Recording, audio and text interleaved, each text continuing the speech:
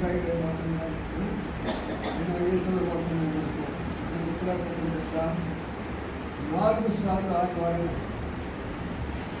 4 సార్లు. మొట్టమొదటిసారి మధ్య మరి వచ్చి మిగతా శిష్యులు చెప్పినప్పుడు వాళ్ళు కనబడతారు. ఆ తర్వాత మధ్యాహ్నం సాయంకాలం ఎంఐ గ్రామానికి పోతారు శిష్యులు, వాళ్ళు కనబడతారు. సాయంకాలం శిష్యులందరూ భయపడి తలుపు వేసుకుని ఇంట్లోకి వచ్చింటారు, వాళ్ళ కనబడతారు. కొత్త రోజు ఎన్నిసార్లు కనపడ్డారు ప్రభు? 4 సార్లు.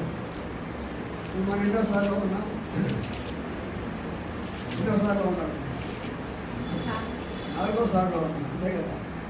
ఉదయం అయిపోయింది, 2వ కూడా అయిపోయింది, సాయంకాలం కూడా అయిపోయింది. ఉదయం మనకి రాత్రి కాలం జరిగిపోతున్నాం. యోహాను 20 అధ్యాయం, యోహాను 20 అధ్యాయము 19 నుంచి మరి 25 వరకు మార్చి చదువుకున్నాం. యోహాను 20 అధ్యాయము 19 నుంచి 25 వరకు. ఆదివారం సాయంకాలం తాము కూడిన ఇంటి తలుపులు మూసుకొని ఉండగా యేసు వచ్చి మధ్య నిలిచి నీకు సమాధానం కలుగుగాక వారితో చేశాను. ఆయన అలాగే చెప్పి తన చేతులను ప్రక్కన చూపగా శిష్యులు ప్రభువుని చూసి సంతోషించారు. అప్పుడు యేసు మరలా మీకు సమాధానం కలుగుగాక అని నేను కంటే నేను పంపుతున్నానని మాట చెప్పాను. ఆయన ఈ మాట చెప్పి వారి మీద ఊడి పరిశుద్ధాత్మను పొందిడి. మీరు ఎవరి పాపం క్షమిస్తారో అది వారికి క్షమిస్తారు, ఎవరి పాపం మీరు నిలిచిపోతారో అది నిలిచిపోయిందని వారితో చెప్పాను. అప్పుడు 12 మందిలో ఒకడైన మన వారితో లేకపోయింది. కనుక తగ్గిన శిష్యులు నేను ప్రభువు చూస్తున్నానని చెప్పగా అతను నేను ఆయన చేతులలో మేకులు కూర్చున్నాను చూసి ఆ మేకులు కూర్చులలో పెట్టి నా చెయ్యి ఆ ప్రకారం ఉంచితేనే కానీ మమ్మల్ని వారితో చెప్పాను. సర్వలేఖన భాగాన్ని ప్రవాసాంశ దీవించుకున్నారు. ఆదివారం సాయంకాలం శిష్యులు యూదులకు భయపడి తాము కూడిన ఇంటి తలుపులు మూసుకొని ఉండగా, ఆదివారం సాయంకాలం ఎక్కడ ఉన్నారు? బంధువులు ఉన్నారా? ఇంటిలో ఉన్నారు. ఎవరెక్కడ ఉన్నాము? వాక్యానుసారమైన ఏ పని మనం చేసినా వాక్యానుసారంగా ఉండాలి. వచ్చినప్పుడు వాక్యానుసారమైన విషయాలు చూసుకొని వాక్యానుసారమైనటువంటి వాళ్ళందరూ కూడా ప్రకటించేస్తారు. నేను ఇక్కడ మరొక విషయాలు చూద్దాం. లూకాసు వార్త 24 అధ్యాయం, లూకాసు వార్త 24 అధ్యాయంలో మరొక మాత్రము చూస్తున్నాక కూడా చూద్దామండి.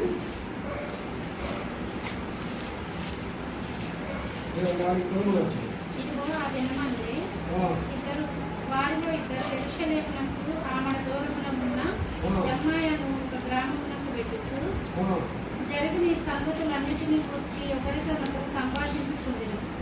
వారు సంభాషించుచు ఆలోచించుకొనుచుండగా యేసు తానే దగ్గరకు వచ్చి వారితో కూడా నడిచాడు. వారు సాయంకాలం కావచ్చునది, వృద్ధు పుట్టినది, మాతో కూడా ఉండమని చెప్పి మధ్యాహ్నం ప్రత్యక్షత, అదేమో మధ్యాహ్నం ప్రత్యక్షత, ఇదేమో రాత్రి ప్రత్యక్షత.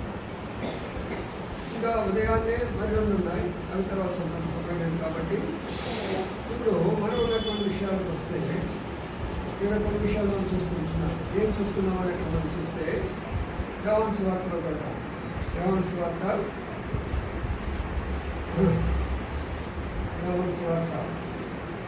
20 అధ్యాయంలో మనం చదువుకున్న మాటలను కొన్ని జ్ఞాపకం చేసుకుంటాం.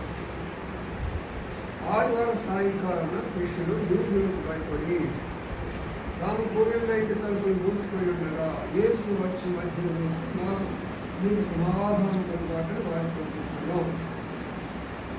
మొదటి విషయాన్ని జ్ఞాపకం చేసుకుంటాం. ఆదివారం సాయంకాలము. ఎందుకు ఆదివారం సాయంకాలం పెట్రోల్ సంఘస్థులు ఎక్కడున్నా లేకపోయినా సరే సాయంకాలం తప్పనిసరిగా మీరు ఉంటూనే ఉంటాం. అది యూత్ మీటింగ్ అయినా కావచ్చు, స్వార్థకుడు కావచ్చు, ఏదైనా సరే ఆరాధన అయిపోయిందిలే అనుకోవటానికి వీల్లేదు. ఆ రోజు సాయంకాలం మనకు తప్పనిసరిగా ఉంటుంది. హైదరాబాద్లో ఉంటుంది, మన సంఘాలు ఢిల్లీలో. ఎందుకంటే ఉదయం రానటువంటి వాళ్ళకి ఒక అవకాశము, కొత్త వచ్చే వాళ్ళకి ఒక అవకాశము, సువార్త తెలుసుకోవాలనుకునే వాళ్ళకి ఒక అవకాశము, ఉన్నవాడు తగ్గిపు పొందాలంటే ఒక అవకాశం. ఇన్ని అవకాశాలు పెట్టాలి. ఆదివారం సాయంకాలం అనేది కూడిపోతారు. ఇప్పుడు ఆదివారం సాయంకాలన ఈ శిష్యులు ఏం చేశారంటే యూదులకు భయపడుతున్నారు. యూదులు శిష్యులు అందరూ యూదులే, వాళ్ళు యూదులే, వీళ్ళే యూదులే. అది వాళ్ళంటే ఎందుకు భయపడాల్సి వచ్చింది? చాలా కొత్త విషయాలు నేర్చుకుంటారు, జాగ్రత్తలు. వాళ్ళు యూదులు, వీళ్ళు యూదులైనప్పుడు ఎందుకు భయపడాల్సి వచ్చింది అంటే ఆ యూదులు నామకార్థులు, వీళ్ళు ప్రభుని వెంబడించినట్టు. అది కారణం. నామకార్థమైనటువంటి యొక్క యోగా మతము, మరి ప్రభులు వెంబడించినటువంటి శిష్యులు. అందుకని ఆ యూదులు ఏం చేస్తున్నారంటే యేసు ప్రభు వారిని పట్టుకొని ఆయన సిలువేస్తున్నారు. యేసు ప్రభు వారిని పట్టుకొని సిలువేసింది ఎవరు? నేర్పించింది ఎవరు? యూదులే. శాస్త్రులు, పరిచయులు, యాజకులు వాళ్ళందరూ కూడా కొన్ని నిందలేసి మరి ఆయనను ఎలాగైనా సరే చంపించాలని చంపించేశారు. అయిపోయింది. ఇప్పుడు శిష్యులు కదా యేసు వారు చంపేస్తారు. ఇప్పుడు ఏం చేస్తారు? మమ్మల్ని కూడా చంపేస్తారు. అందుకని ఇప్పుడు వాళ్ళు ఏం చేశారంటే వాళ్ళలోకి ఏమొచ్చిందంటే భయం వచ్చింది. శిష్యులకి ఏమొచ్చింది చెప్పండి? భయం వచ్చింది. ప్రభు వారితో ఉన్నప్పుడు భయపడాలి. ప్రభు ఎప్పుడైతే వారికి దూరం అయిపోయినాడో ఏమొచ్చింది వాళ్ళలో చెప్పండి? భయం వచ్చింది. మరి ఏమైపోయింది? సోదరులారా, ప్రభు మనతో ఉన్నాడనుకుంటే మనకు భయం లేదు. ప్రభు ఎప్పుడు మనకు దూరం అయిపోతాడో అప్పుడు మనం భయపడిపోతాం. వాళ్ళు అర్థం చేసుకోవడం. ఇప్పుడు వాడికి ఏమైందంటే అయ్యో ప్రభు ఇంతకాలం మాతో ఉన్నాడు, మా గురువు గారు మాకు అనేక మంది బోధిస్తూ వచ్చాడు, చక్కగా ఆహారం పెడుతూ వచ్చాడు, ఆయనతో పాటు హాయిగా తిరుగుతూ వచ్చాడు, మంచిగా సంతోషంగా మేము కూడా చాలా స్థలాల్లో చాలా కార్యాలు చేస్తూ వచ్చాము. ఇప్పుడు మా గురువు గారు లేరు, వీడు చూడబోతే మమ్మల్ని చంపేసినట్టున్నారని భయపడిపోయి ఒక ఇంటిలో చేరుకొని రెండవది కిటికీలు కూడా వేసుకున్నారు. అంటే చూసారా కిటికీలు ఎందుకు వేసుకున్నారు చెప్పండి? ఎవరన్నా చూసి వీళ్ళు ఏం చేస్తున్నారు ఇక్కడ? వేసుకున్న వాడు ఇక్కడ ఉన్నారు, ఏం చేయాలి? వీళ్ళని అరెస్ట్ చేయాలా? మనకి రాబోతున్నది ఇదే జరుగుతుందో మనకి. అందుకని జాగ్రత్తగా అనండి. ఎక్కడెక్కడ ప్రార్థనలు జరుగుతాయో, ఎక్కడెక్కడ వాక్యం చెప్తారో, ఎక్కడెక్కడ దేవుడు పాటలు పాడుతూ ఉంటారో, ఎక్కడెక్కడ బైబిల్ చదువుతూ ఉంటారో, పోలీస్ డిపార్ట్మెంట్ వాళ్ళందరూ తనిఖీ చేయడానికి వస్తూ ఉంటారు. మిమ్మల్ని పట్టుకుంటే ముందు నన్నే పట్టుకుంటుంది, మిమ్మల్ని పట్టుకుంటారంటే మిమ్మల్ని పట్టుకుంటారు కదా.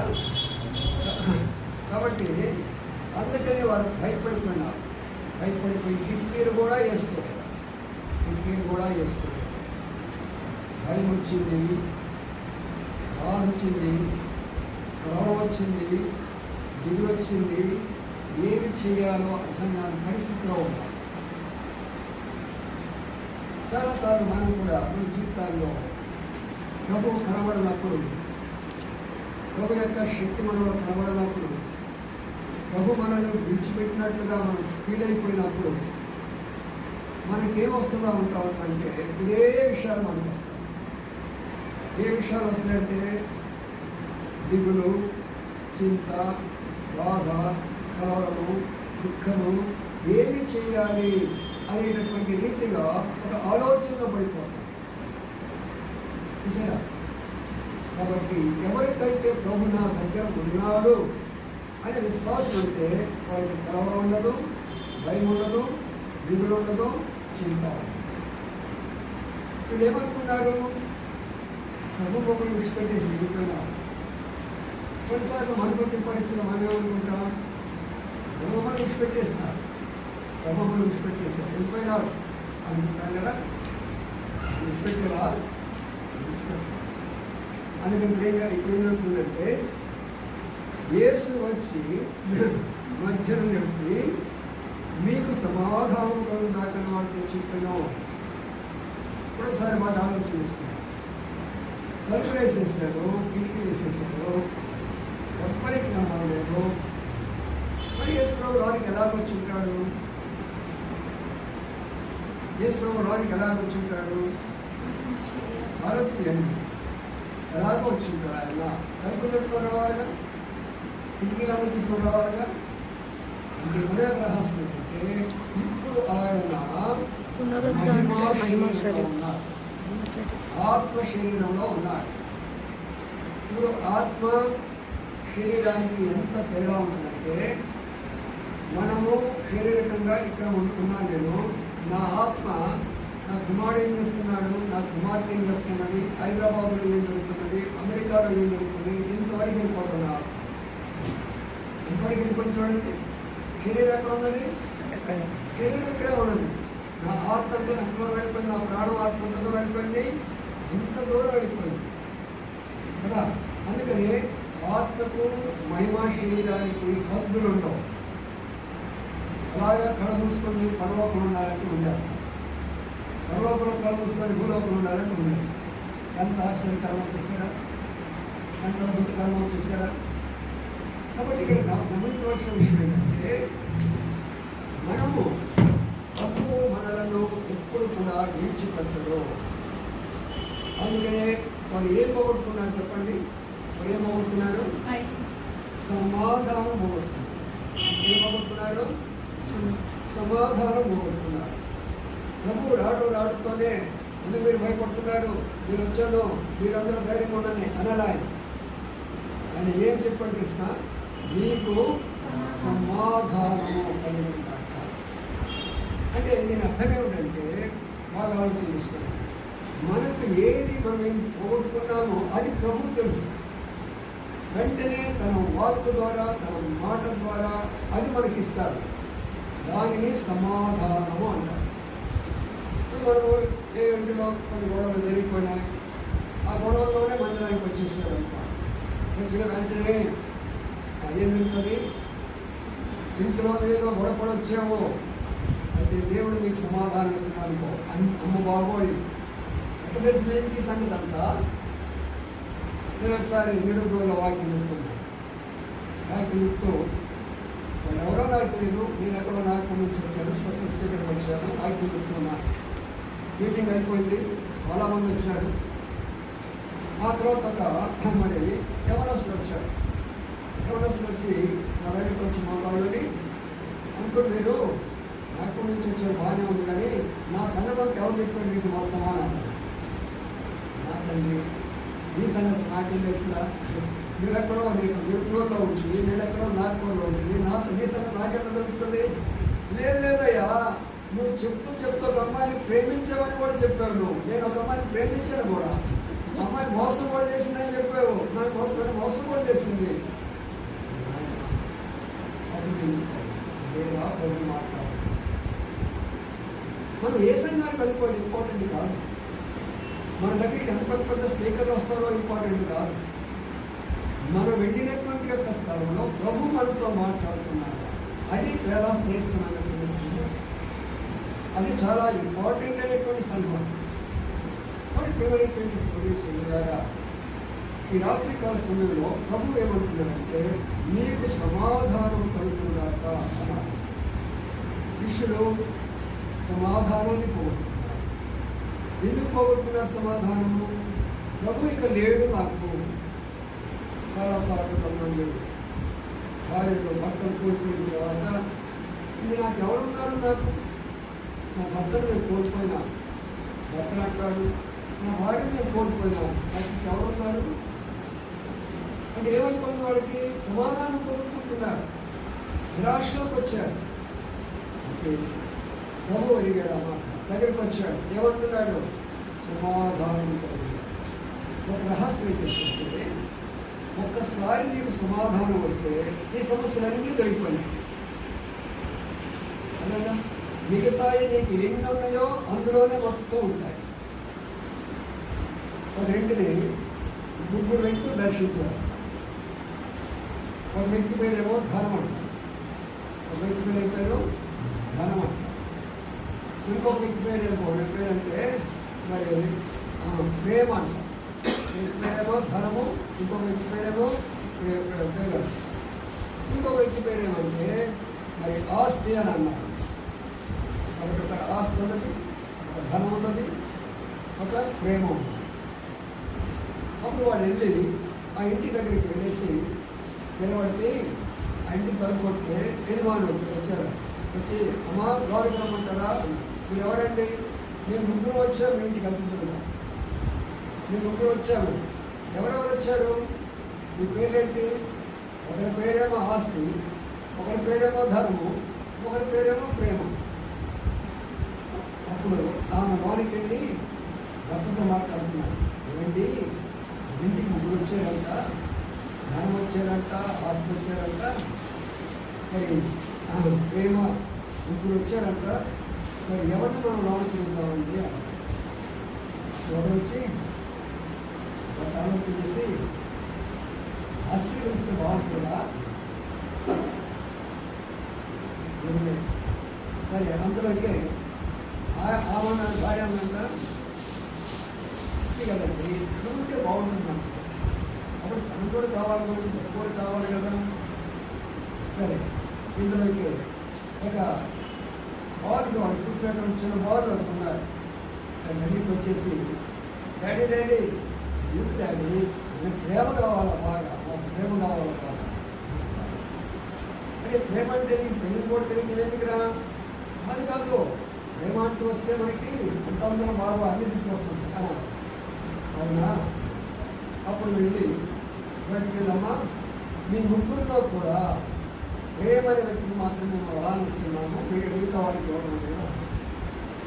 అప్పుడు ఏమన్నారంటే ధనాన్ని పిలిస్తే ధనం వచ్చేవాడిని, ఆస్తిని పిలిస్తే ఆస్తి వచ్చేవాడిని, ప్రేమను పిలిచారు కాబట్టి అందరూ వస్తున్నాము వాడికి. అమ్మాయిగా ఏమవుతుందా? ప్రేమ ఎక్కడ ఉంటుందో అక్కడ అన్నీ ఉంటాయి. అలాగే సమాధానం ఎక్కడ ఉంటుందో అక్కడ అన్నీ ఉన్నట్టే. సమాధానం అంటే కొట్లాట, సమాధానం అంటే తగాదాలు, సమాధానం అంటే గొడవలు, సమాధానం అంటే సడుగులు, సమాధానం అంటే రకరకాలుగా ఆలోచనలు, ఎన్నో విషయాలు ఉంటాయి. అందుకనే శ్రేష్టమైనటువంటి యొక్క ఏంటంటే మీకు సమాధానం కలిగినట్టు 2 సార్లు చెప్తాడు, ఒకసారి కూడా కాదు, 2 సార్లు చెప్తాడు. కాబట్టి ఈ రోజున ఈ యొక్క ఈస్టర్లో అనే ప్రజలందరూ కూడా పాటించినటువంటి ఈ రోజు సాయంకాలం రాత్రి ఆ రోజున ఆ ఇంటిలోకి వచ్చినటువంటి ఆ ప్రభు ఈ ఇంటిలోకి రావాలని మన యొక్క ఆశ. ఈ ఇంటిలోకి వచ్చి మనందరూ కూడా ఏం చేయాలని కోరుకుంటున్నామో సమాధానం ఇవ్వాలని కోరుకుంటున్నాము. ప్రభువా నాకు నా కుటుంబానికి సమాధానం ఇవ్వాలి. ప్రభు అంటున్నాడు నీకు సమాధానం ఇవ్వడానికే నేను వచ్చాను, నీకు సమాధానం ఇవ్వడానికే నేను వచ్చాను. తర్వాత ఉన్నాడు ఇంకో మాట, యేసు వచ్చి మధ్యను నిలిచి అనే మాట. వారి మధ్యలోకి వచ్చాడు. ఓ మూలలో ఉన్నాడా, లేక ఫస్ట్లో, ఫ్రంట్లో, లేక బ్యాక్లో, లేక సైడ్లో, ఎక్కడ ఉన్నాడు ఆయన? ఎక్కడ ఉన్నాడు ఆయన? మధ్యలో ఉన్నాడు. మధ్యలో ఉన్నాడు. ఏదైనా తోటలో మధ్యలో ఉన్నటువంటి వృక్షం ఏంటి చెప్పండి? జీవవృక్షము. అందుకనే మనం టేబుల్ని ఎక్కడ పెడతాం చెప్పండి? మన మందిరంలో లోపలికి అతనికి ఏం చేస్తాను తెలిసిన ఫాదర్ ఇక్కడ ఉంటాడు. ఫాదర్ నుండి ఆడ బల పెట్టుకుని చూడు కొంచెం మాట్లాడుతూ ఉంటాడు. వరుసగా అక్కడ పోయినా ఆన్ చేస్తే అందులో వేస్తాం, అందులో నుంచి ఇందులో వేస్తాం. మధ్యలో ఉంటాడు. మధ్య అనేది ఏం తెలియచేస్తుందంటే ప్రభువు సంఘములో అందరికీ సమానం. చెప్పిన మాట ప్రభువు మధ్యలో ఉన్నాడంటే అర్థం ఏంటి? నేను అందరికీ సమానం. ఎందుకంటే కొన్ని చర్చలు ఎలా ఉన్నాయంటే కొంతమంది తీసుకెళ్ళి అక్కడ ఏడో కూర్చోబెడతారు. మీరు చూస్తూ ఉంటున్నారు చాలామంది పెద్ద చర్చలో కూడా వాక్యం చెప్పేవాళ్ళు కూడా ఈ అక్కడ ఉన్న వాళ్ళు పొగుడుతూ ఉంటారు, అక్కడ కూర్చున్న వాళ్ళు ఇక్కడ పొగుడుతూ ఉంటారు. అట్లాగా అంటే అర్థం ఏంటి? ఒకరి ఒక స్థలము మన యొక్క స్థలం కాదు. నేను మీ మధ్యలో ఉన్నాను అంటే మనమందరము కూడా సమానము. దేవుని ఇంటిలో అందరికీ సమానము. చదువుకున్నా చదవలేకపోయినా, ఉద్యోగం ఉన్నా ఉద్యోగం లేకపోయినా, మనం ఏ స్థాయి వాళ్ళైనా, చిన్న స్థాయి అయినా పెద్ద స్థాయి అయినా, ఏ వయసు వారైనా, ఏ ప్రాంతం వారైనా, ఏ భాష వారైనా కూడా మనమందరం కూడా సమానము. అందుకనే శిష్యులందరి మధ్యలో ఆయన ఈనాడు సంఘంలో ఉన్న రీసెర్చ్ ఎన్ని సంఘాల్లో ఉన్నది అసలు అపాపకాల తెలియక ఈ మధ్య కాలంలో పెద్ద మీటింగ్ జరుగుతుంటే ఆమె చదువుకోలేదు, దగ్గరగా అంత బాగా నిలబడదంట. అందుకని మాస్ దగ్గరగా ఉంటే మా నిలవచ్చని చెప్పేసి ఆయన ఎక్కడైతే బాగు చేస్తాడో ఆ దగ్గర ఉన్న కుర్చీలో కూర్చుంది. అంతలోకే ఆమె వాలంటీర్స్ కొంతమంది వస్తారు. అమ్మమ్మ ఏంటి నువ్వు ఇక్కడ కూర్చుంటున్నావు అంటే అయ్యా వినబడదయ్యా ఆయన వాకింగ్ ఇక్కడ వినాలా, అందుకని కూర్చుంటే అమ్మా ఇక్కడ చాలా పెద్ద భగవంతులు కూర్చుంటుందమ్మా, మీరు కూర్చునేది ఆ చివరిలో కూర్చోండి, మీరు ఆయన రాకుండా కూర్చోండి మీరు అమ్మ అంటారు. వేరు మంది ఉంటారు అక్కడ, సన్నం అంటారా దాన్ని ఎంతపడుతుంది అసలు సన్నం. అందుకని యేసు ప్రభు వారి 11 మందిలోకి వచ్చారు. 1,50,000 మంది నెలల 1,50,000 మంది ఎవరు? యూదులు. మీకు ఎంతమంది ఉన్నారు చెప్పు? చాలామంది ఉన్నారు. ఇంకా యోధా జనాంగము 2 లక్షలు ఉన్నారు. వాళ్ళకి ఇదే కదా ఏమంటారంటే సినాగాన్స్ అనగా సమాజ మందిరాలు ఉన్నాయి. వాళ్ళకి ధర్మశాస్త్రం ఉన్నది. వాళ్ళకి ఇష్టగరిష్టంతో వారానికి 2 సార్లు ఉపవాసం చేస్తారు. మామూలు కూడా వాళ్ళ వ్యవహారం అంతా కూడా అనాజ్ఞలు ఏ పాటిస్తారు. కానీ ఏం చేస్తాను చేసినా ఎంత మోసమే ఆగ్రహం చేస్తారు. ఎంత మోసమే. మేమే గురువులమే, ఎవరు గురువులు కాదు. అసలు అందుకనే ప్రియమైన స్వర్గీసుకుంటారా అలాంటి మంది ఉంటే వారి మధ్యలోకి వెళ్ళాడా యేసు ప్రభువారు? వారి మధ్యలోకి వెళ్ళాడా? ఎక్కడ 11 మంది కూర్చున్నారో, భయపడి కూర్చున్నారో వారి మధ్యలోకి వచ్చాడు యేసు ప్రభు. వారి మధ్యలోకి వచ్చాడు యేసు ప్రభు. కాబట్టి మనం ఇప్పుడు కూడా జ్ఞాపకం చేసుకోవాలా, మనము ప్రభు కొరకై ఏ స్థలమైనా కూడుకోవచ్చు. అది మందిరం కావచ్చు, అది ఇల్లు కావచ్చు. అయితే ప్రభువు మన మధ్యలో ఉంటాడు. అందుకని మనం క్రమాన్ని పాటిస్తూ వస్తాం. క్రమశిక్షణలో మనం ఉంటాం. ఎంత చిన్న మందిరమైనా, ఎంత పెద్ద మందిరమైనా మంచి పద్ధతిలో దేవుని యొక్క వాక్యానుసారంగా నడిపిస్తూ వస్తాం. అది మరి తర్వాత దాన్ని చూస్తే మరో మాట కనబడుతుంది. 20 వచ్చిన అంటున్నాడు. 20 వచ్చింది.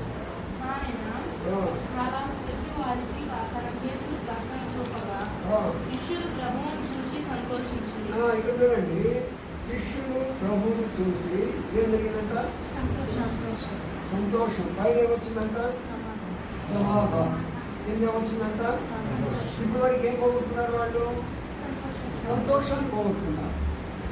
మనం కూడా సంతోషం పోగొట్టుకుంటాక ఈరోజు మటన్ తీసుకురాలేదనుకో, ఆ ఇంట్లో సమాధానం ఉండదు, సంతోషం. ఈస్టర్ రోజున మటన్ చికెన్ తిన్నవాళ్ళు ఎవరైనా ఉన్నారా? ఎవరు ఉండరు. దాదాపుగా 99%. నేను మందిరమైనా మానుకుంటాను కానీ మటన్ మాత్రం మానుకోను. అందుకనే వాటిని చెప్పి వాళ్ళు ఏం చేస్తారంటే 40 దినాలు ఉపవాసాలను పెట్టుకుంటారు. 40 దినాలు ఏం చేస్తారంటే దీన్ని ముట్టుకోరు. నాన్ వెజ్ వాళ్ళు ముట్టుకోరు. అంటే చికెన్ కానీ మటన్ కానీ వాళ్ళు ముట్టుకోరు. అయ్యప్ప స్వామి ఉంటారు చూసేవాళ్ళు, వాళ్ళు కూడా 40 దినాలు చేసుకుంటారుగా. అప్పుడు వీళ్ళు కూడా చేసుకుంటారు. వీళ్ళు ఏం చేస్తారంటే ఎప్పుడెప్పుడు ఇష్టం వస్తుందా, ఎప్పుడెప్పుడు ఇష్టం వస్తుందా, ఎప్పుడెప్పుడు ఇష్టం వస్తుందా, ఎందుకు మటన్ పెట్టాలి కదా. తెచ్చుకోవడానికి ఎవరు చెప్పలేదు నాకు ఎవరు తినండి ఎవరు చెప్పండి నేను తినొచ్చు అని చెప్పాడు. కాబట్టి ఇక్కడ మాట చూడండి, ఆయన సంతోషము అనే మాట, సంతోషం పోగొట్టుకున్నారు. కానీ ప్రభుత్వం చూసిన తర్వాత వాళ్ళకి వచ్చి చెప్పండి, అది సంఘానికి ఎందుకు మనం వస్తాము అనుకున్నాం. సంఘానికి రమ్మని ఎందుకు చెప్తాము అంటే, మొదటిగా సంఘానికి వచ్చిన ద్వారా భయం పోతున్నది, రెండవదిగా సంఘానికి వచ్చిన ద్వారా సమాధానం వస్తున్నది, మూడవదిగా సంఘానికి వచ్చిన ద్వారా సంతోషం వస్తుంది. చూసారా? కాబట్టి మీరు జాగ్రత్తగా ఆలోచించాలి. ఏ మీటింగ్ ఒకటి పోయింది అంటే అయ్యో ఈ మీటింగ్ నేను పోగొట్టుకున్నాను అనుకోవాలి. నా జీవిత అనుభవం చెప్పి మీరు ఆశ్చర్యపోతారు. నేను నా జీవితకాలం అంతా 1970లో రక్షించబడ్డ తర్వాత నేటి వరకు కూడా ఆదివారం కానీ, బైబిల్ స్టడీ కానీ, యూత్ మీటింగ్ కానీ, ప్రార్థనా మీటింగ్ కానీ, సువార్త మీటింగ్ కానీ మిస్ అయినట్టు నాకు తెలియదు. ఇన్ని సంవత్సరాలు ఒకవేళ మిస్ అయినాను అంటే మంచం మీద ఉన్నాను. ఇక లేవలేని పరిస్థితుల్లో మంచం మీద ఉన్నప్పుడు మాత్రమే, అదే గత 20 సంవత్సరాలు కూడా ఇక్కడ వచ్చిన తర్వాత కూడా ఇటీవల కొంచెం మంచం మీద ఎంతో బాధపడుతూ వచ్చాను. ఏనాడు కూడా నేను మందిరానికి వెళ్ళలేకుండా ఉండేది లేదు. వాళ్ళ ఉద్దేశం అప్పుడు ప్రభు నాకు లోతుగా నేర్పిస్తూ వచ్చాను. ఎక్కువ సమయం ప్రభుత్వం వెళ్తూ వచ్చాను, ఎక్కువ సమయం దేవుని వాక్యాన్ని ధ్యానిస్తూ వచ్చాను, ఎక్కువ సమయం కన్నీటితో ప్రార్థన చేస్తూ వచ్చాను. ఎప్పుడు కూడా సమయాన్ని వ్యర్థం చేసుకోలేదు. అదే వాళ్ళన్నింటినీ కూడా ప్రభావం ఎప్పుడు పిలిచినా కూడా నేను దగ్గరికి వస్తాను. ఒకవేళ నా యొక్క పంచర్ అయిపోయింది ఉండులో నేను దగ్గరికి వచ్చేసేస్తాను. ఎందుకంటే నేను ప్రార్థన చేస్తూ వచ్చాను. వారి యొక్క వయసు 70 సంవత్సరాలు, అధికం అంటే 80 సంవత్సరాలు. 70 పూర్తయిపోయింది. నా 70 పూర్తయిపోయింది. 70 సంవత్సరాలు అడిగే హక్కు నాకు నా దేవుడు. నేను యథార్థంగా ప్రవర్తిస్తూ నీతిగా జీవిస్తే నేను 70 సంవత్సరాలు అడిగే హక్కు నాకు. కానీ యథార్థత నాలో లేకపోతే నేను అడగలను. అయితే ఆ తర్వాత ప్రభు ఏమంటాడంటే, మన యథార్థతను బట్టి, మన నీతిని బట్టి అప్పుడు ప్రభు అంతా ఏం మాట్లాడతాడంటే, నాకు మాట ఇంకా నీ ఆయుష్ పొడిగిస్తాను. ఎందుకు పొడిగిస్తానంటే నా పని చేస్తున్నావు కాబట్టి. దేవుడి పని ఎంతగా చేస్తాడో అంతగా ఆయువు పొడిగిస్తాడు. అప్పుడే పాపం ఇంట్లో ప్రార్థన చేస్తాడు, ప్రభు నేను నీ పని ఏం చేయాలి? అప్పుడు ప్రభు నాతో మాట్లాడాడు, ఇదిగో సోషల్ మీడియాలో ప్రతిరోజు వాక్యం చేసి పంపించు, ప్రతిరోజు వాక్యం పంపించు. ఎంతమంది వినగలుగుతారో అంతమంది వింటారు. చూసారా? ఇప్పుడు దాదాపుగా వర్తమానాలు 1,00,000 మంది కలిగలుగుతున్నారు.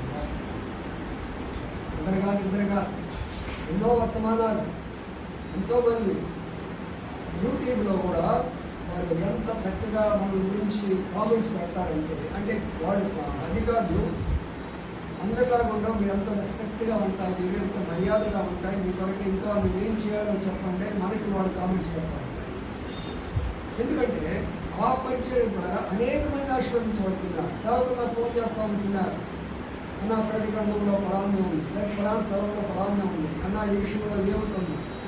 ఇలాగ అనేక మంది సేవకులు, అనేకమైన సంఘాలు నార్త్ ఇండియాలో, ఇతర ప్రాంతాల్లో అనేక ఉంటున్నారు.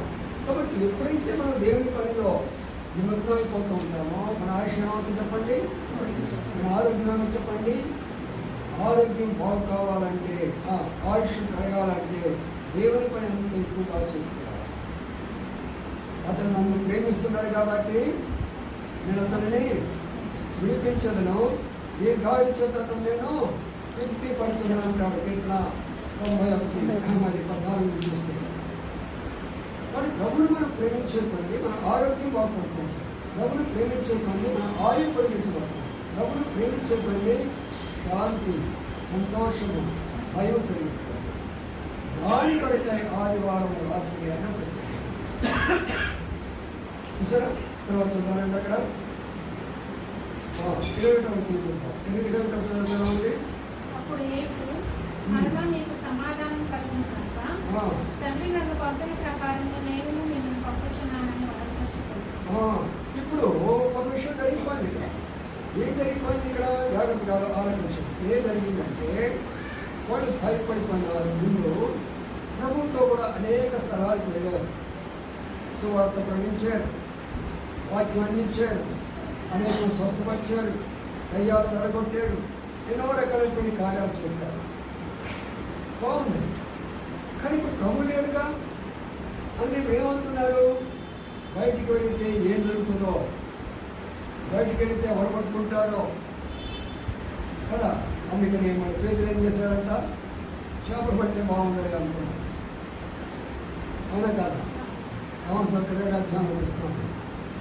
కాబట్టి ఏంటంటే నేను అర్థం ఏంటంటే ఇక్కడ వాళ్ళు పోవడానికి కొరకై భయపడుతున్నారు. వాళ్ళు పరిచర్యను ఆపుకున్నారు. బాగా అర్థం చేసుకోనండి. దేవుడు ఇచ్చిన పరిచర్యను వాళ్ళు ఆపుకున్నారు, బయట పోవాలంటే భయపడుతున్నారు. అందుకని రెండోసారి చెప్తున్నాడు. ఏం చెప్తున్నాను మీకు? రెండోసారి కూడా మీకు సమాధానం ఇస్తున్నానంటే మీ పరిచర్య కొరకై నేను సమాధానం ఇస్తున్నాను. మీరు కూర్చున్న వాళ్ళు ఆలోచించండి. ప్రభా నాకు ఇచ్చిన పరిచర్య ఏంటి? నీటిలో నాకు ఇచ్చిన పరిచర్య ఏంటి? నా సేవ ఏంటి? దాదాపు ఇక్కడ కూర్చున్న వాళ్ళు అందరూ పరిచయం చేసినటువంటి వాళ్ళు, పరిచయం చేయని వాళ్ళు ఎవరైనా కూర్చున్నారు. ఇసరా పరిచర్య, దేవుని ఇంటిలో పరిచర్య చేయడం అనేది అందరికీ ఉండదు. ఆ యొక్క ప్రభు కొంతమందిని కోరుకుంటారు. వాళ్ళు ధన్యుడు. అందరినీ కోరుకోరు, కొందరినే కోరుకుంటారు. కీర్తనకారుడు అంటారు, యెహోవా దేశంలో నమ్మకస్తులైన వారిని వెతుకుతూ ఉన్నాడు. ఎవరు వెతుకుతాడు ఆయన? ఎవరు వెతుకుతాడు? నమ్మకస్తులు. నమ్మకస్తులుగా ఉండాలి. చాలామంది ఏం చేస్తారు? ఒకసారి పని చేస్తారు, దాన్ని విడిచిపెట్టేస్తారు. అప్పుడు ప్రభు కూడా ఏం చేస్తారంటే ఒకసారి నీకు సహాయం చేస్తాడు, మనసారి ఈ విషయం పట్టించుకోవాలి. అందుకని నమ్మకస్తులుగా ఉండాలి మనం. ప్రభా నువ్వు నాకు ఇచ్చినటువంటి ఏ పని, నీ అందరూ నాకు ఇచ్చిన పని ఏంటి? ఆ పని వారికి చివరి వారికి నేను నమ్మకంగా, చివరి వరకు నేను నమ్మకంగా ఉంటానని. నీ ఎంత నమ్మకంగా ఉంటావో ప్రభు కూడా నీ కార్యాల్లో అంత నమ్మకంగా ఉంటావు. నీ బిడ్డల విషయంలో అంత నమ్మకంగా ఉంటావు. వాళ్ళు అర్థం చేసుకునే విషయాలు. అది ఇప్పుడు ఏమంటుందంటే ఆయన ఏమంటున్నాడు? తండ్రి నన్ను పంపిన ప్రకారము నేను మిమ్మల్ని పంపుతున్నాను అంటున్నాను. తండ్రి పరలోకంలో యెహోవా దేవుడు యేసుక్రీస్తు వారి లోకాన్ని పంపించాడు కదా. ఆయన అనేకమైన పనులు చేశాడు కదా ఈ లోకంలో. అలాగనే నేను మిమ్మల్ని పంపిస్తున్నాను అంటున్నాను. అంటే అర్థం ఏంటి? ఇంతమంది పోలేదా వాళ్ళు? మనం పోయారా లేదా? పోయారు కదా. మరి మళ్ళీ పంపిస్తున్నాను అంటున్నాడంటే వెనకబడిపోయినారు. బ్యాక్ స్లైడర్స్, దైవ కార్యాల్లో వెనుకబడిపోయినటువంటి వారు, దేవుని సేవలో వెనుకబడిపోతున్నటువంటి వారు, దేవుని పరిచర్యలో వెనుకబడిపోతున్నటువంటి వారు, దేవునికి ప్రతి దాని విషయంలో నమ్మకంగా ఉండకుండా వెనుకబడిపోతున్నారు మనం కొంతమంది. అందుకనే ఈరోజు సాయంకాలమున, ఈస్టర్ రోజు సాయంకాలమున ఆయన ఎందుకు ప్రత్యక్షమైందంటే ఎవరు ఆత్మీయంగా పడిపోయి ఉన్నారో, ఎవరు ఆత్మీయంగా వెనుకబడిపోయి ఉన్నారో, ఎవరు ముందు వెళ్ళడానికి భయపడుతూ ఉంటున్నారో, ఆయన పని చేయకుండా ఎవరు ఆగిపోతున్నారో, ఉన్న పరిస్థితిని చూసుకొని ముందుకు వెళ్ళలేకపోతున్నారో వారికి చెప్తున్నాడు, మీరు భయపడవద్దు, సమాధానం లేకుండా వెళ్ళండి. చూసారు కదా. కాబట్టి మనము ఏం చేయాల్సి వస్తే ఏం చెప్పాలా? ప్రభువా నేను ఇంకా ముందుకు పోవాలనుకుంటున్నాను, నీ సమాధానం నాకు ఇస్తున్నా, నీ శాంతి నాకు ఇస్తున్నా, ఇంకా నీ కొరకే ముందుకు వెళ్ళిపోతాను, నేను ఆగిపోయిన పరిచయం ముందు కొనసాగించుకుంటాను. అందుకనే ప్రభావం మాట ఏమన్నాడంటే వారి మీద పరిశుద్ధాత్మను పొందుడని ఏం చేశారంట? మూడేళ్ళు అని మాట. అంటే పరిశుద్ధాత్మను ఎందుకు మరి ఆ మాట రాయాల్సి వచ్చింది చెప్పండి? దేవుని వాక్యం చాలా ఉంటే సత్యాలు. పరిశుద్ధాత్మను ఎందుకైనా వారి మీద ఊరుకున్నాడంటే పరిశుద్ధాత్మ శక్తిని కోల్పోయినారు. పరిశుద్ధాత్మ శక్తి ఉంటే పరిశుద్ధంగా జీవిస్తారు. పరిశుద్ధాత్మ శక్తి ఉంటే పరిశుద్ధాత్మ యొక్క ఆత్మ ఫలాలు ఫలిస్తారు. పరిశుద్ధాత్మ శక్తి ఉంటే పరిశుద్ధాత్మ వరాలు ఉంటాయి. ఆ వరాల ద్వారా ఏం చేస్తాము? అనేకులను మనం ప్రభు దగ్గరకు నడిపిస్తాం. అనేక కార్యాలు మనం చేస్తూ వస్తాం వరాలు ద్వారా. అందుకనే ప్రియమైన సోదరులారా, పరిశుద్ధాత్మ ఆయన ఊడి ఆ శక్తిని వారికి ఇస్తూ ఉంటున్నాడు. కాబట్టి ఆయన భయం తొలగించాడు. రెండవదిగా సమాధానం ఇచ్చాడు. మూడవదిగా సంతోషించాడు. నాలుగవదిగా జీవిత పరిచయం కొరకాయ పోయినటువంటి యొక్క శక్తిని ఇస్తూ ఉంటున్నాడు. ఎన్ని రహస్యాలు ఉన్నా చూడండి. ఆదివారం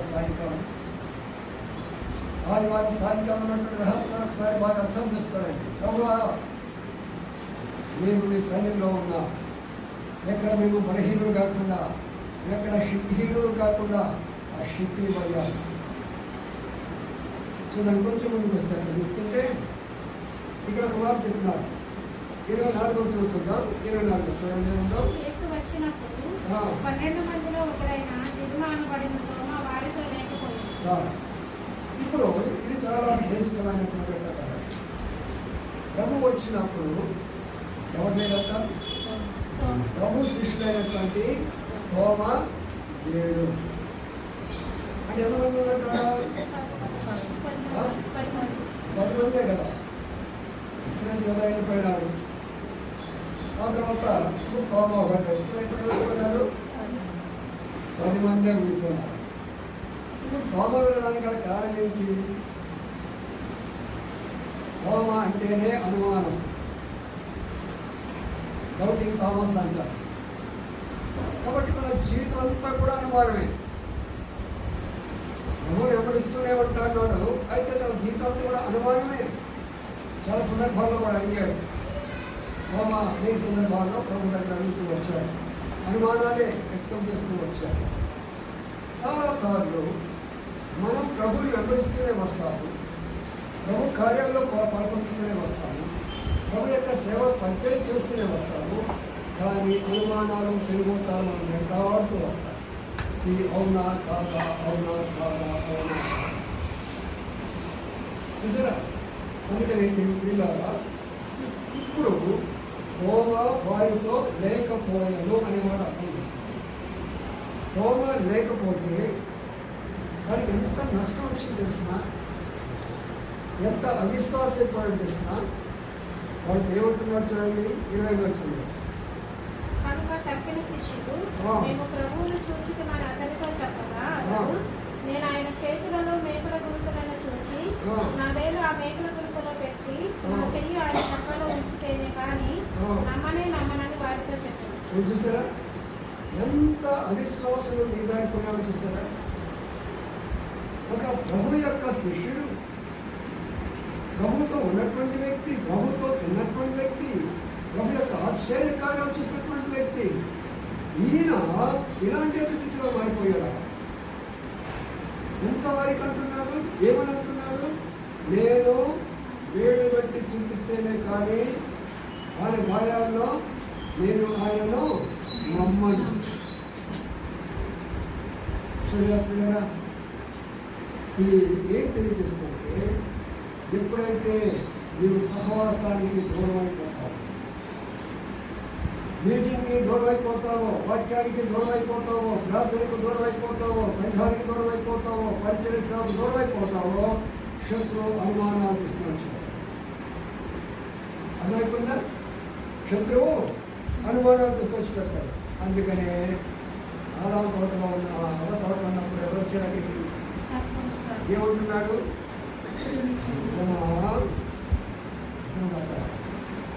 ఎంత చక్కగా మోసం చేస్తున్నారు సార్. కాదు, మీరు దేవుని కుమారులాగా ఉంటారని ఆయనకి ఈష. మీ దేవునికి ఈష అంట. వాడు దేవుని కుమారులాగా ఉంటారని, దేవతలాగా ఉంటారని. చూసారా? అనుమానాలు అనుమానాలు. ఈనాడు అందరి దగ్గర అనుమానాలు, ఏంటో అనుమానాలు, బయట అనుమానాలు, ఆఫీస్ అనుమానాలు, ఎక్కడికి వెళ్ళినా రకరకాల అనుమానాలు. ఈ అనుమానాలు పోగొట్టుకోవాలంటే మందిరానికి రావాలి. అనుమానాలు పెట్టుకొని ఇంట్లో ఒక నగాలు వేసుకోవడం, అనుమానాలు పెట్టుకొని ఉద్యోగాలు మానుకోవడం, అనుమానాలు పెట్టుకొని కొట్లు తగాలు వేసుకోవడం. అన్నిటికంటే భయంకరమైనటువంటి పెద్ద పాపం అనుమానం. అనుమానం ఎంత పాపం అంటే ఒక అనుమానం వచ్చినట్టు ఒక వ్యక్తిని హత్య చేసేస్తారు. అంత ఘోరాది ఘోరమైనటువంటి అనుమానం చాలు. ఒక చిన్న అనుమానము ఒక వ్యక్తిని చంపివేస్తుందంటే అంత భయంకరమైనటువంటి విషయం. ఒక సందర్భంలో ఒక యవనస్తుడు మరి మిలిటరీలో పనిచేస్తుంటున్నాడు. మిలిటరీలో పనిచేసే సందర్భంలో ఎక్కడ దూరంగా ఉన్నాడు, భార్య మంచి స్థలంలో ఉన్నది. ఒక సందర్భం వచ్చినప్పుడు ఆ ఇంటికి ఒక యవనస్తుడు వచ్చి ఏదో సందర్భానికి వచ్చి మాట్లాడుతున్నాడు. ఏదో సందర్భం వచ్చింది, మా యొక్క కుటుంబం పడతాయి. అక్కడ ఉన్నటువంటి వాళ్ళు ఎవరో యవనస్తులు వచ్చి పిలిస్తే ఇంట్లో కూర్చొని మాట్లాడుతున్నారు. ఆ మాట్లాడుతున్న సందర్భంలో మరి ఈ యొక్క మిలిటరీలో ఉన్నట్లయితే అనుకోకుండా ఆ సమయానికి కరెక్ట్గా వచ్చారు. కరెక్ట్గా వచ్చినప్పుడు వారు ఎవరితో మాట్లాడుతుంది, ఒక యవనస్తులతో మాట్లాడుతుంది. విరిగిపోయింది మనసు అంతా ఒక్కసారి. ఏమైపోయింది, అనుమానం ఎక్కేసింది పైన. వెంటనే మాట్లాడాలి, చంపేసేసాడు. కొంచెం దారినే పట్టాడు, అదే బాగా తీసుకుని వెళ్తున్నాడు. జీవితకాలం అంతా కూడా మన భార్య తగ్గింది. కనీసం కనుక్కోవాలిగా, ఏం జరిగిందో కనుక్కోవాలిగా, ఆ యవనస్తుడు ఎందుకు వచ్చాడో కనుక్కోవాలిగా, నువ్వేం మాట్లాడుతున్నావో కనుక్కోవాలిగా. అనుమానం అనేది అంత భయంకరంగా చూసేవాళ్ళు. అందుకనే ఇప్పుడు ఈ తోమ ఎంత భయంకరమైన పరిస్థితిలోకి వచ్చిందంటే తను నమ్మిన ప్రభువు యొక్క సేవలోకి వచ్చినవాడు, ప్రభుతో సహవాసం కలిగిన వాడు ప్రభునే అనుమానిస్తున్నాడు.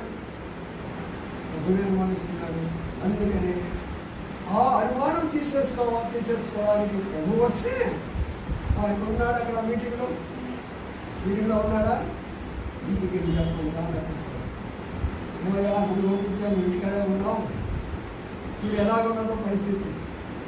అక్కడికి వస్తే ఎంత బాగుంటుంది, ఇంటికాడ ఉంటే బాగుంటుంది. ఇంటికాడ ఉంటే సాధారణంగా ఉంటుంది. మందిరానికి వస్తే ఎవరు ఉంటారు, దేవుడు ఉంటాడు మందిరం దగ్గర. ఇంటి దగ్గర ఉంటే ఎవరు ఉంటారు, సాతాను ఉంటాడు. భార్య భర్తలు కలిసి ఉంటే శైతాను ఉంటాడు. వారి యొక్క స్థలం భర్త స్థలం ఉంటే వారిద్దరిని పోరాడుతూ ఉంటారు. నా జీవితకాలం అంతా చెప్తున్నాను. ఇప్పుడు మరీ రుద్రైపోయినాం అనుకోండి, ఏ మీటింగ్ అయినా సరే ఆంటీ లేకుండా నేను పోలేదు, నేను లేకుండా అర్ధరాత్రి 12 గంటలైనా సరే పిల్లలందరం తీసుకోండి. మేము ప్రతి మీటింగ్ ఎక్కడికి వెళ్ళినా సరే ఇద్దరు కలిసి వెళ్తానే ఉంటాం. ఎందుకు? శత్రువుకి ఎక్కడ మేము అవకాశం ఉన్నాం. బిడ్డలకి మాతోనే ఉంచుకుంటాం ఇప్పుడు కూడా.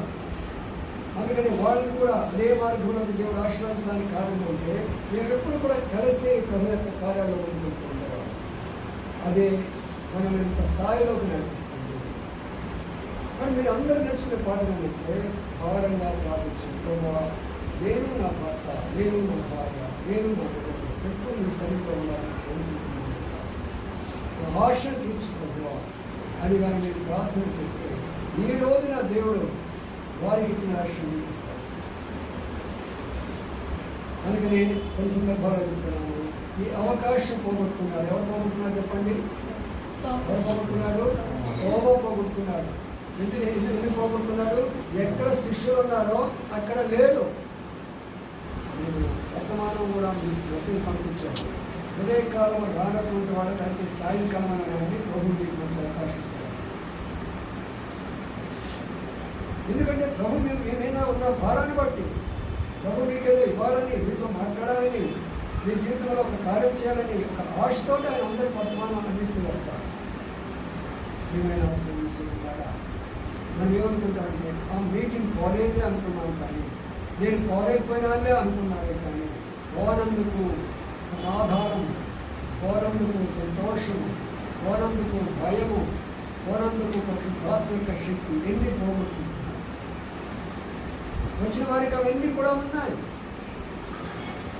అందుకని ఆ మాట చెప్తూ అని ఏమన్నాడంటే అంటున్నాడండి చివరి మాటది 22వ చెప్తున్నాను. 22. ఆయన ఈ మాట చెప్పి వారి మీద ఊరి పరిశుద్ధాత్మను పొందు. మీరు ఎవరి పాపములు క్షమించురో అవి వారికి క్షమింపబడదు, ఎవరి పాపములు మీరు నిలిచి ఉండనిత్తురో అవి నిలిచి ఉండనని వారితో చెప్పారు. అప్పుడు వీళ్ళలో ఒక బలహీనత కనబడుతుంది. ఏమన్నా తెలిసిన అక్కడ మీరు ఎవరి పాపములను క్షమిస్తారో వారి పాపాలు క్షమించబడతాయి, మీరు ఎవరి పాపాలు అయితే నిలవనిస్తారో ఆ పాపాలు నిలవబడతాయి. అంటే మీరు అర్థం ఏమనుకుంటున్నారు?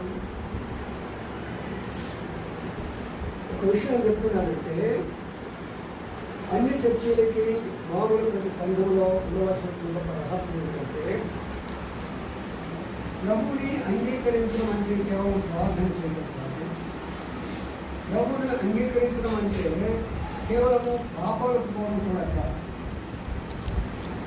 నీవు నీ పాపాలను మొదటి రోజున ఎంత లోతుగా నువ్వు ఒప్పుకున్నావు అనేది ఇంపార్టెంట్. మా అమ్మ మళ్ళీ కడుతున్నది, నేను కూడా వెళ్ళిపోతున్నాను. మా అమ్మ ప్రార్థన చేస్తుంది, నేను కూడా ప్రార్థన చేశాను. మా అమ్మ బాప్తిసం తీసుకున్నాను, నేను కూడా బాప్తిసం తీసుకుంటే కాదు. ఇది బాగా గుర్తుంచుకోండి. బిల్డింగ్ ఎన్ని అంతస్తులు కట్టాలని అప్పుడు లోన్ ఉండాలా, పునాది ఉండాలా. ఎంత బలమైన రోజు చేస్తావో ఎన్ని గాలులు వచ్చినా, ఎన్ని రకాల ప్రసాదాలు వచ్చినా, ఏడు భూకంపాలు వచ్చినా బలంగా అడుగు కానీ ఫౌండేషన్ సరిగా లేకపోతే సుడిగాలు వచ్చినా పడతారు.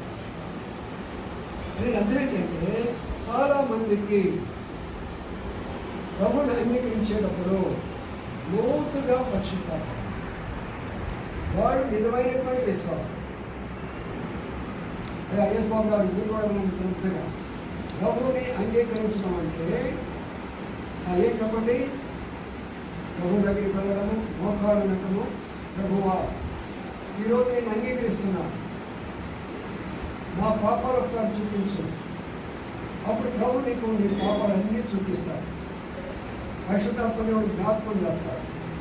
వాటన్నిటిని ఒప్పుకొని గుర్తు లేనంతగా ఒప్పుకోవాలి. రెండవదిగా ఆ పురాది గౌరవ పాపాలు చేస్తే వారికి కన్నీళ్ళు కూడా వచ్చేసేస్తారు. మూడవదిగా వారిని కంట్రోల్ చేయకుండా ఎంతో ఏడుస్తూ ఒప్పుకుంటూ వస్తారు. వాస్తవమైన విషయాలు. నేను మొట్టమొదటిగా పాపం ఒప్పుకున్న రోజున హాస్టల్లో చదివేటటువంటి రోజు అందరూ జాగ్రత్తగా ఉన్నారు. ఎందుకంటే ఈ మాట మీకు అర్థం కావాలంటే ఆ విషయం చెప్తున్నాను. హాస్టల్లో చదివే రోజు మా హాస్టల్లో దయ్యాలు ఉంటాయి. అంటే చాలా ఆ దినాల్లో దయ్యాలు ఉంటాయి కదా. కొంతమంది యవనస్తులు కూడా మా స్టూడెంట్స్ కూడా దయ్యాలు ఉంటాయి. అందుకని దయ్యాలు ఉంటాయి అక్కడ. అది ఒక యవనస్తులు మరి ఎక్కడ ఉన్నటువంటి మనమంది ఇష్టం ప్రార్థనలు వెళుతుంది. నువ్వు ఒకసారి వస్తావా, మరి నువ్వు మన మందిరాన్ని తీసుకెళ్ళి కదా. అప్పుడు అది మందిరం తెలియదు, చర్చి తెలియదు, ఏం తెలియదు. సరే తీసుకొని వెళ్ళాడు, కూర్చున్నాను. ఆయన ఏదో కేకరాస్తున్నాడు నాలాగా, నేనేదో కూర్చొని ఉంటున్నాను. ఏం అర్థం కాదు. ఇంటికి వచ్చిన తర్వాత నా స్నేహితులే, నా క్లాస్మేట్, నాకేం అర్థం కాదు, చెప్పు నువ్వు. అప్పుడు తను చెప్పాడు, అక్కడ చెప్పినంతా నాకు వివరించి చెప్పాడు. అప్పుడు ఏమన్నానంటే పాపం ఒప్పుకోవాలన్నా. మరి ఎక్కడ ఒప్పుకోవాలా నాకు తెలీదు. అది అర్థం చేద్దాం. మరి అందరూ పడుకొని ఉంటాము హాస్టల్లో. దూరంలో ఉంటుంది కిచెన్ రూమ్, అక్కడికి వెళ్తాం మన ఇద్దరు. అక్కడ మనము పాపాలు ఒప్పుకుంటాం. ముందు నువ్వు ఒప్పుకో, నిన్ను చూస్తా, అలా నేను ఒప్పుకుంటా అని చెప్పారు. ఇద్దరివి ఆ యొక్క అందరూ రాత్రి 12 గంటలు అయిపోయింది. అందరూ పడుకుని నిద్రపోతున్నారు స్టూడెంట్స్ అంతా. మేమిద్దరమే వెళ్ళాం. ఆ కిచెన్లో దగ్గరే ఉంటాయి దయ్యాలని కూడా. ఆ ప్రక్కనే బాగా ఉంటుంది. అర్ధరాత్రిలో ఎవ్వరు ఉండదు. ఆ బాగా దాంట్లోకి గడగడ తింటూ ఉంటారు. అయ్యే దయ్యాలంటే రకరకాలుగా. మనుషులు ఎవరు ఉండరు. అక్కడ ఒకటి నుండి లోపల పడేస్తాం. ఇలాగా భయంకరమైనటువంటి ఏరియా అదంతా కూడా ఇంగోలో జరిగిన సందర్భం.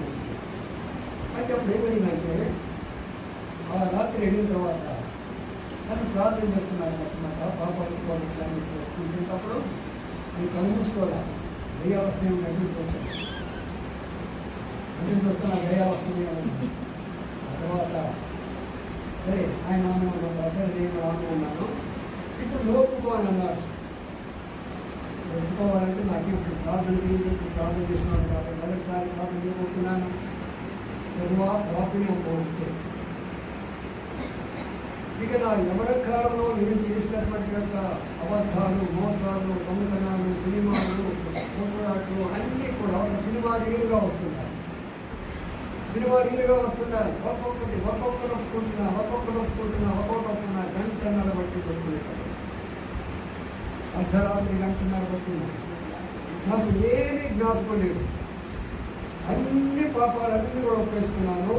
40 నుంచి ఒక బరువు కింద పడిపోయినట్టు ఉంటుంది. 40 నుంచి బరువు కింద పడిపోయినట్టుంది. కళ్ళు తెరిచి చూశా. ఈ సోదరుడు లేడు, హాయిగా పడుకున్నాడు. అది దయ్యాలు, నన్ను దయ్యాల్లో పెట్టేసి వెళ్ళి పడుకున్నాడు. కానీ అద్భుతం ఏంటంటే సార్ 2 విషయాలు ఉన్నాయనుకున్నాను. మొదటి విషయం ఏంటంటే ఆ ప్రార్థన చేసినాక ఎక్కడ లేని ధైర్యం నాకు వచ్చింది. ఎక్కడ లేనంత ధైర్యం నాకు వచ్చింది. రెండోది, అసలు వాళ్ళ మధ్యలో స్టూడెంట్స్ మధ్యకి వెళ్ళి పడుకోవడానికి కూడా ఇష్టపడుతున్నారు. ఒంటరిగా పడుకోవాలనేది ఇష్టపడతారు చూసారా. ఆ తర్వాత లేచికుండేది లేచిండే సార్ రాత్రి కూడా కళ్ళు కలగదు. ఎవరొస్తున్న ఇలాగ ఉన్నప్పుడు ఇంటర్ చదువుతున్నాను అధికారులో లేచి ఇక్కడ నా కళ్ళు కనపడేది రాత్రి. ఆ ప్రార్థన అయిపోయిన తర్వాత కళ్ళు బాగా కనబడుతున్నాయి. ఒక అద్భుతము. ఇక అప్పుడు నుండి అందరూ పడుకున్న తర్వాత ఈ బైబిల్ పట్టుకొని ఇప్పుడు కానీ తెల్లబాట్లు కానీ వేసుకుంటాం. నీళ్ళు కనబడుతుంది. వేసుకొని తెల్లబాట్లు వేసుకుంటాం. అప్పుడు వేసుకొని బైబిల్ పట్టుకొని దగ్గరలో ఉన్నటువంటి కొండ అర్ధరాత్రి వేళ కొండకు ఒంటిగా వెళ్ళేవాడు. ఒక స్వామిలాగా ఒక మునిలాగా మహర్షిలాగా వెళ్ళేవాడు. ఒకరోజు కాదు, ఎప్పుడు మనసు వస్తే అప్పుడు వెళ్ళేవాడిని. ఆ కొండ మీద కూర్చొని ప్రార్థన చేసుకొని అర్ధరాత్రి తిరిగి వచ్చేవాడు. ఎందుకు చెప్పానంటే మన పాపాలు ఎంతగా లోతుగా ఒప్పించబడతారో వాళ్ళే బలమైనటువంటి విశ్వాసులు, వాళ్ళే ప్రభు దగ్గరికి పెడతారు, వాళ్ళే ఎత్తబడతారు, వాళ్ళే పరలోక రాజ్యంలో ఉంటారు. మిగతా అంతా కూడా పొట్టే గాలిపోతుంది మొత్తం. అందుకని ఆ మాట చెప్పారు, మీ పాపాలు కానీ మీరు క్షమించగలిగితే అవన్నీ కూడా క్షమించగలరు. నిలబడ్డాయా అని అలాగనే నిలబడ్డాయి. అంటే దాని అర్థము మొట్టమొదటిగా మన పాపాలు ఏమైనా నిలబడి ఉన్నాయేమో చూసుకోవాలి. అందుకని మనం ఏం చేయాలంటే ఇప్పుడు మీరు ప్రార్థన చేస్తున్నాం, ప్రభువా గతంలో ఏదైనా పాపం ఇంకా క్షమించబడినటువంటి ఏదైనా జ్ఞాపకానికి వస్తున్నదా అది ఒప్పేసుకున్న వెంటనే ఏదైనా చిన్న దొంగతనం చేసినట్టు కానీ, ఒక అబద్ధం చెప్పినట్టు కానీ, ఒక చేరాని కార్యం చేసినట్టు కానీ, ఒక సినిమా కానీ క్షమించబడినటువంటి జ్ఞాపకం చేస్తూ ఉంటాడు శైతాను. అది నీ వెంటనే కోరుకున్నట్లయితే, క్షమాపణ కోరుకుంటే లోకాన్ని క్షమిస్తే నీకు జ్ఞాపకం రాదు. ఆయన వీపుడానికి వేసుకుంటాడు, సముద్రంపై అగాధంలో ఉంచుతాడు, తూర్పుకి పడవడికి అంత దూరంలో అంత దూరం వస్తాడు. పిల్లారా, ఈ రోజున ప్రభు అద్భుతమైనటువంటి విషయాలు చెప్తున్నారు. శిష్యులారా, మీరు వెళ్ళి ఎవరి పాపాలు మీరు క్షమిస్తారో వారందరి పాపాలు మీరు కూడా క్షమిస్తారు. మీరు కానీ క్షమించకపోతే నేను కూడా క్షమించను. కాబట్టి మనకేనంటే క్షమాపణ గుణం ఉండాలి. ఒక కుటుంబం బాగు కావాలంటే భార్య భర్తలు ఇద్దరు క్షమించుకోవాలి. కాబట్టి మనం అందరం కూడా సంఘంలో ఉండాలన్నప్పుడు, ప్రేమతో ఉండాలన్నప్పుడు ఒకరినొకరు క్షమించుకోవాలి. ఇన్ని సత్యాలు ఈ ఆదివారమున పునరుత్థాన దినాన ప్రభు వారు ఏర్పాటు చేసేసారు. మాట ఈస్టర్ అని అంటారే కానీ ఈస్టర్ అనే మాట బైబిల్లో ఉందా? లేదు. ఈస్టర్ అయ్యేటటువంటి ఎవరిది అంటే ఆనాడు బబులోను ప్రాంతంలో ఉన్నటువంటి కొందరు అస్టేరు దేవతను పూజ చేశారు. అది ఉన్నారు అష్టేర దేవత. అష్టేర దేవతను పూజ చేసినటువంటి వాళ్ళు ఏం చేస్తారంటే ఈ రోజులు వాళ్ళు ఏం చేస్తారంటే అప్పుడు వాళ్ళు దానిని ఈస్టర్గా మార్చారు. దాన్ని ఈస్టర్గా మార్చారు. అందుకని మనకి ఈస్టర్ ఉండదు. 3 పేర్లు ఉన్నాయి మనకు. ఒక పేరు ఆదివారము, మొన్నే చెప్పిన ఆదివారం గురించి. రెండవది ప్రభు దినము, ప్రేరణము మొదటి ధ్యానంలో చెప్పాను అన్నమాట. ఇది ప్రభు దినము. ఎందుకు ప్రభు దినం? ఇది ప్రభు లేచినటువంటి దినం. మూడవది పునరుద్ధాన దినము. పునరుద్ధాన దినం అంటే అందరికీ ప్రపంచ చరిత్రలో చనిపోయి లేచిన వాళ్ళు ఎవరు లేరు. అందుకనే ఈ 3 మరి వాడతాం. ఏం చెప్పండి? మొదటిగా ఆదివారము, రెండవదిగా ప్రభు దినము, మూడవదిగా ఈ 3 ఒకటి. అందుకని పిల్లరా ఈ దినాన ప్రభు ఆశీర్వదించుకున్నటువంటి దినము, ప్రభు లేచినటువంటి దినము, ప్రభు సమాధానం ఇచ్చినటువంటి దినము, ప్రభు సంతోషించినటువంటి దినము, ప్రభు భయాన్ని తొలగించినటువంటి దినము, ప్రభు యొక్క పరిశుద్ధాత్మ శక్తినిచ్చినటువంటి దినము, ప్రభు మన పాపాలన్నిటిని క్షమించి అలాంటివి ఉండకుండా చేసినటువంటి దినాన ఈ దినము మన ప్రభు ఆరోగ్యమైనటువంటి ఉదయకాలంలో కొన్ని విషయాలు ధ్యానిస్తూ వచ్చాము. ఈ సాయంకాల సమయంలో, రాత్రికాల సమయంలో ఈ విషయాలను ధ్యానిస్తూ వచ్చాము. కాబట్టి అర్థం చేసుకోండి, ఈస్టర్ పండుగ కాదు, పునరుద్ధాన పండుగ.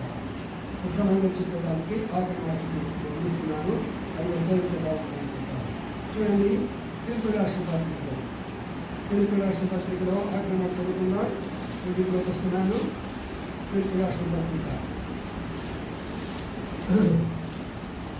అందరూ కూడా జాగ్రత్తగా ఇలాక అందరూ కలిసి చదువుకుంటారు. అప్పుడు మనకు అర్థమైపోతుంది. 11 వచ్చిన 10-11 కలిసి ఉన్నాయి. చదువుకుందాం. 3వ అధ్యాయం 10-11 కలిసి చదువుకుందాం. ఏ విధంగా చేస్తున్నాను యుద్ధంలో నుండి నాకు పునరుద్ధానం పొందాలని ఆయన మరణి విషయంలో సమాన ధర్మంగా ఉన్నాయి. ఆయనను ఆయన పునరుత్థానమును ఎరుగు నిమిత్తమును ఆయన శ్రమలో పాల్గొనడం ఎట్టుగా ఎరుగు నిమిత్తమును సమస్తమును నష్టపరుచుకొని వాటిని పెంటతో సమానంగా ఎంచుకుంటున్నాను. ఆయన ఒక మాట వచ్చి ఏమన్నాడు? ఆయనను ఆయన పునరుద్ధానాన్ని అడగాలి. ఏం అడగాలంట? ఏం అడగాల? ఏం తెలుసుకోవాలంట? ఆయన ప్రభు ఎవరో తెలుసుకోవాలి. రెండవది ఆయన పునరుద్ధానం కూడా తెలుసుకోవాలి. ఈ 2 తెలియాలంటే అంత సులభమైన విషయం కాదు. ఈ 2 తెలుసుకోలేకనే ఈ డినామినేషన్ చర్చ ఏర్పడిపోయింది. ఈ 2 తెలుసుకోలేకనే ఈ యొక్క ఇంతమంది మరి ప్రలోభాలు పెట్టేసి జనాలందరినీ సమకూర్చేసి వాక్యాన్ని భిన్నంగా బోధిస్తూ ప్రజలందరూ కూడా తమ మార్గంలో పట్టిస్తున్నారు. ఏముంది చూడండి, ఏముంది చెప్పండి అక్కడ. ఆయనని నేను ఎరగాలన్నప్పుడు, ఆయన పునరుద్ధాన్ని ఎరగాలన్నప్పుడు సమస్తాన్ని ఏం చేసుకున్నాడంట? నష్టపరుచుకొని అంటే నాకేం చేసుకున్నాడంట? వాటిని పెంటతో సమానంగా ఎంచుకోవచ్చు. ఇప్పుడు మన యొక్క సేవకులు, మన యొక్క బోధకులు లక్షలు కోట్లు, మామూలు కోట్లు కాదండి, 50 రూపాయల కోట్లు వేస్తున్నారు సార్. నష్టం చేసుకోండి అంటే ఇదేం చేసుకుంటున్నారు? డబ్బు సంపాదించుకుంటున్నారు. అంటే అదేంటి? ఆయన అంటే ఎవరో తెలియదు, ఆయన పునరుద్ధానం అంటే ఏంటో కూడా తెలియదు. ఎవరు తెలుసుకున్నాం మనకు కూడా. ఆయన ఏమీ లేదు, ఆయన పైన అంగీ మాత్రం ఉంది. చూసారు కదా, ఆయన సీరియస్నప్పుడు ఏం చేస్తారంట? ఒక అంగీ ఉంది, అవునా కాదు? కాబట్టి మనం ఏం తెలుసుకుంటాం? ప్రభు యొక్క సింప్లిసిటీ, ఆయన సామాన్యమైనటువంటి జీవిత విధానాన్ని మనం నేర్చుకోవాలి. ఆయన పునరుద్ధాన శక్తిని అడగాలంటే ఏమైపోయిందంటే ఏవేవి నాకు లాభములై ఉన్నావో అని నేను ప్రభు కొరకై నష్టం. ఇప్పుడు నేను ఉదాహరణ చెప్తున్నాను. ఒకప్పుడు నేను కాలేజీ లెక్చర్ అండి. ఇప్పుడు ప్రభు యొక్క పునరుద్ధాన శక్తిని అడగాలంటే ఏం చేశాను నేను? దాన్ని అయితే లాభమా కాదా? నాకు గవర్నమెంట్ ఉద్యోగము, మరి అది నాకు ఎంతో లాభం కదా. కానీ నేనేం చేస్తాను? క్రీస్తుని ఎరగడానికి, ఆయన గురించి తెలుసుకోవడానికి ఆయన పునరుద్ధానంలో బాధపాటిస్తూ కావాలంటే నేనేం చేశానంటే ఇది నష్టముగా చేసుకున్నాను. నాకు అవసరం లేదు, ఈ ఉద్యోగం నాకు అవసరం లేదు, ఈ డబ్బు నాకు అవసరం లేదు, ఈ పేరు ప్రఖ్యాతం నాకు అవసరం లేదు. నా ప్రభు నాకు కావాలా, ఆయన గురించి నేను తెలుసుకోవాలా. అంతేకాదు ఆయన పునరుద్ధాన శక్తి ఏదో నేను తెలుసుకోవాలి. పునరుద్ధాన శక్తి అంటే ఏం తెలిసిన, ఎప్పుడు మనం పని చేయలేము అనుకుంటామో ఆ శక్తి చేస్తాం. ఎప్పుడు మనం నడవలేమనుకుంటామో ఆ శక్తి ఏం చేస్తాం, మనలో నడిపిస్తాను. మనం ముందంతా నడవలేకపోయినా ఇప్పుడు ప్రభు ఏం చేశాడు, నాకు శక్తి ఇచ్చాడు. నడుస్తున్నాను, మందిరానికి వస్తున్నాను, మెట్లు ఎక్కుతున్నాను, గంటల కూర్చొని వాక్యం చెప్పగలుగుతున్నాను. ఉదయం ఎక్కడికి వచ్చాను, మీతో పాటు ఉన్నాను. చాలామంది లేసేయారు మధ్యలో, ఒక్కసారైనా లేసారా? నేను ఒక్కసారి వచ్చి కూర్చున్నట్టే లేచే శక్తి మరీ తప్పనిసరి. మళ్ళీ సాయంకాలం వచ్చాము, ఒక గంట కదా విశ్రాంతి తీసుకున్నది. ఇప్పుడు వెంటనే సాయంకాలం మీరు వచ్చినప్పుడు మొత్తం సిద్ధపరిచేసేస్తామా? మనకి చూడాలా, ఆయన మనకిచ్చే శక్తి, మనం ఏదైతే చేయలేము అనుకుంటామో ఆయన ఇస్తారు మనకు ఆ శక్తి. ఆ పునరుద్ధాన శక్తిని మనం ఎరగాలి. రెండవదిగా ప్రభు వస్తాడు. ఇప్పుడు వచ్చే రోజుల్లో మనం ఉన్నాము. చనిపోయినటువంటి వారు పునరుద్ధానం అవుతున్నారు. ఇక్కడ ఉన్నటువంటి మనము మార్పు చెందుతాము. ఇందాక చెప్పామే, మహిమ శరీరంలోకి వస్తాం. ఇప్పుడు పునరుద్ధాన శక్తి వచ్చినటువంటి వాడు ఈ మట్టి శరీరం ఉండకుండా మహిమ శరీరంగా మార్చబడతారు. చనిపోయినటువంటి వారు ఆ యొక్క శరీరాన్ని విడిచిపెట్టేసి మహిమ శరీరంగా మార్చబడతారు. అప్పుడు ప్రభు దగ్గరికి వెళ్తారు. ఆ పునరుద్ధానం అని చూడడానికి కొరకై ఆయన లేచాడు. ఆయన లేచినప్పుడు మనం లేపలేడా? లేపాడా లేదా? అందుకని ఆ విశ్వాసం మనం కొనసాగాలి. ప్రభువా, ఈ చివరి దినాల్లో ఉన్నాము, మీరు వచ్చినప్పుడు మీరు ఎత్తబడే వారిగా ఉండిపోతున్నారా? ప్రభు మనకు సహాయం చేయాలి. బయట ప్రార్థన చేస్తాం. అందరూ కూడా అమ్మకాలని గమనించుకోండి. ఒక నిమిషం మనం పరీక్షలు చేసుకున్నాం. ఆయన పునరుద్ధాన శక్తి తెలుసుకోవాలి. ఆదివారం సాయంకాలం ఆయన వారి మధ్యలోకి వచ్చి వారి భయాన్ని పోగొట్టారు. ఏ భయంలోనైనా ఉన్నావా? దేవుడు ఆ భయం కలిగిస్తారు. వారి సమాధానం పోగొట్టుకున్నారు. ఆ సమాధానం వారికి వచ్చింది. వారి సంతోషం పోగొట్టుకున్నారు. ఆ సంతోషం వారికి వచ్చింది. వారి పరిశుద్ధాత్మ యొక్క శక్తిని పోగొట్టుకున్నారు. ఆ శక్తిని వారికి పొందారు. పరిచర్యను పోగొట్టుకున్నారు.